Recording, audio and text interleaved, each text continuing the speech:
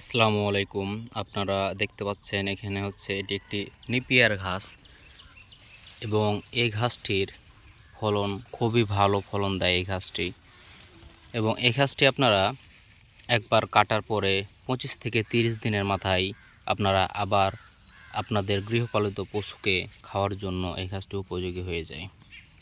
তো এই ঘাসটি হচ্ছে আপনার যাদের বড় বড় খামার আছে কিংবা ছোট ছোট খামার আছে তারা এই ঘাসটি রোপণ করতে পারেন। এবং দেখুন, আমিও এখানে গরুর জন্যে এই ঘাসগুলোকে নতুনভাবে লাগিয়েছি। এই যে দেখুন, এই যে আমার নতুন কার্যক্রম এখানে পরিচালিত হচ্ছে।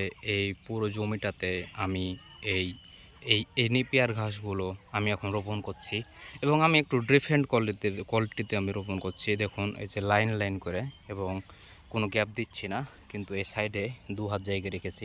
মিডলে যে জায়গাটা দেখছেন এটা হচ্ছে 2 হাত জায়গা রাখা হয়েছে এবং এটি এই সিস্টেম আপনার লাগাবো লম্বা লম্বা লাইন করে। ওই সাইডটা পুরোটা লাগা হয়ে গেছে এবং এখন এই যে লাগানোর কার্যক্রমটা পরিচালিত হচ্ছে।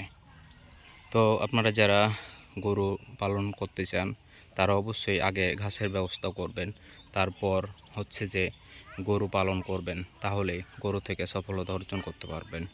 তো আপনারা আরও যারা নিয়মিত আমাদের এই পেজটিকে ফলো দেবেন এবং সাবস্ক্রাইব করে দিন, তাহলে আপনারা নিত্য নতুনভাবে নতুন নতুন ভিডিও নিয়ে আসবো এবং সেগুলো থেকে আপনারা উপকৃত হবেন। আসসালামু আলাইকুম।